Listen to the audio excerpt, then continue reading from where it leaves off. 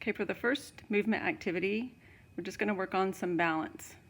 You're going to get a couple of pillows and stack them on top of each other, and then some objects. I use some stuffed animals, but you can use whatever you want. And first you're going to take one of your arms and you're going to bend down and touch all three animals, and stand back up, bend down, and then you're going to use the other arm and do the same thing.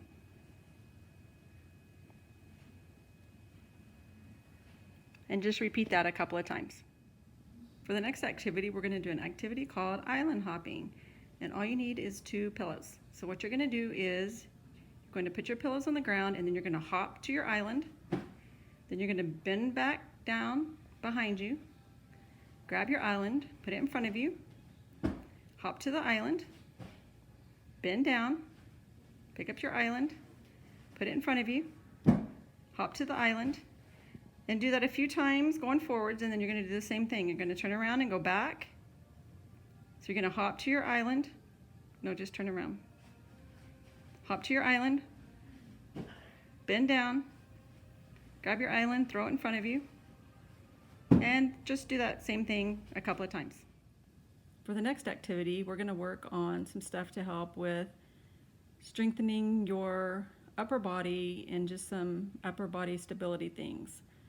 I see a lot of kids that have problems with being able to hold themselves up on their arms in a hands and knees position, and this is a very important skill because when you develop from your shoulders all the way down to your fingertips. So a lot of kids that have some problems with fine motor skills also have problems with upper extremity stability. So anything you can do to work in your hands and knees, or even laying on your stomach, will help with this.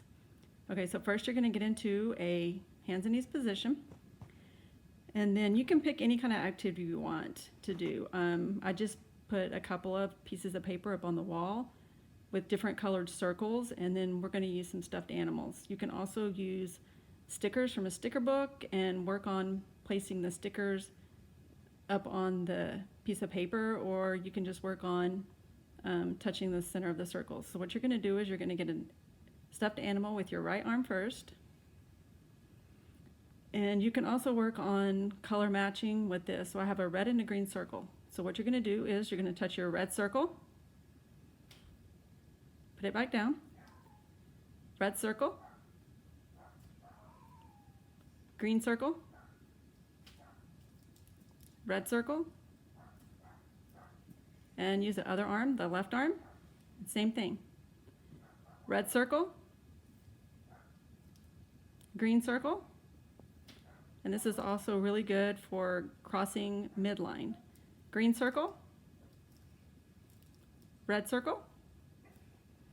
So make sure when you're having them lift up that you have it in a position where they actually have to lift their arm up. Now if this is too hard for them, you can always get a bunch of pillows and stack underneath their stomach, or a comforter, something to give them a little bit more support to help him keep up in that position. The next activity we're going to do is called rainbow writing. So what I did was I just got some pieces of paper and I taped them together. You can use a cardboard box, wrapping paper, whatever you can find. It just needs to be pretty big so that you can reach across your body while you're using your markers. So I put 2 dots on either side. So what you're going to do is your child's going to pick out a marker or crayon,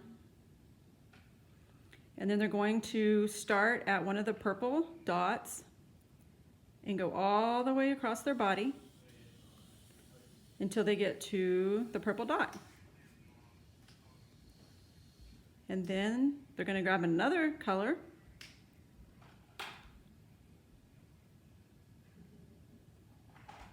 and they're going to start at the purple dot and go all the way across their body. Now the next time you do it, start at the purple dot that you finished with. So grab another color and go all the way across. And this is an important skill called crossing midline. And it also has some visual tracking along with it. Another way you can work on this activity is just have them lay on their stomach. But you're probably going to have to put the dots a little bit closer. So they're going to go ahead and grab a marker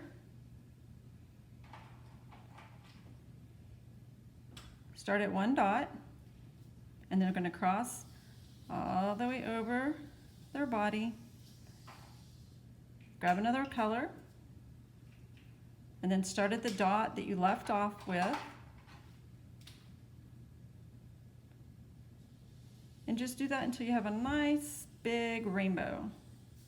Now this activity is also really good for working on your upper body strength and stability, just like we did when we were doing that activity with hitting the animals in the different color dots while you were on your hands and knees.